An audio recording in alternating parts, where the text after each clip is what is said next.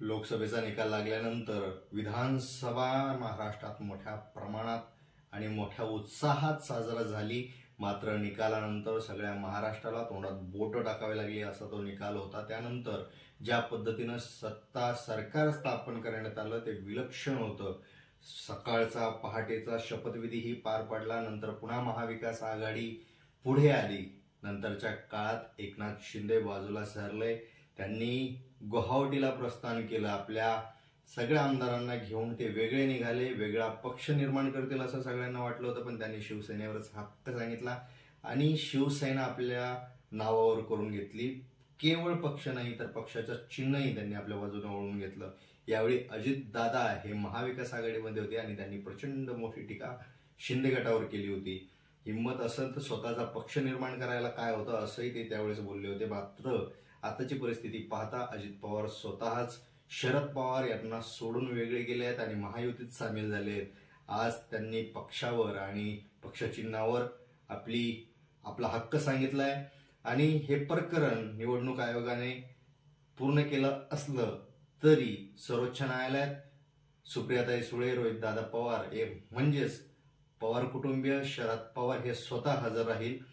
यामध्ये सगळ्यात मोठी महत्वाची गोष्ट आपल्याला लक्षात घ्यावी लागेल, जी गोष्ट शिवसेनेसोबत झाली होती तीच इथे होतीये, पण यामध्ये एक महत्वाचा फरक आहे, तो म्हणजे बाळासाहेब ठाकरे हे आजच्या घडीला जिवंत नाहीत। त्यामुळे ज्यांनी पक्षाची निर्मिती केली, स्थापना केली, पक्ष वाढवला, तेच जिवंत नसल्यामुळे अनेक अडचणी निर्माण झाल्या।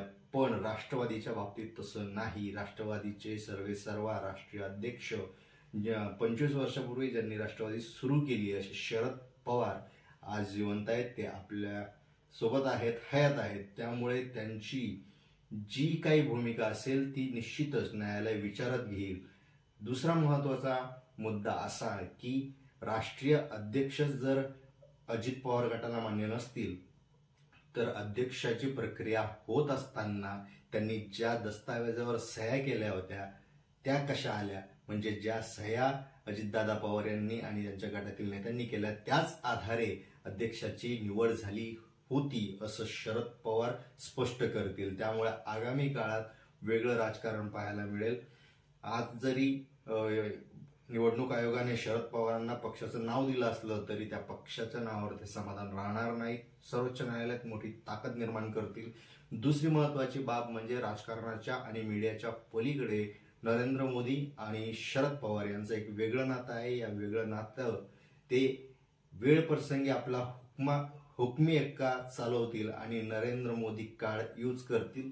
जेव्हा नरेंद्र मोदी आतून मदत शरद पवारांना करतील तेव्हा मात्र काका मला वाचवा अशी म्हणण्याची वेळ अजित पवार यांच्यावर येते का, हा सगळा प्रश्न महाराष्ट्राच्या जनतेसमोर आहे।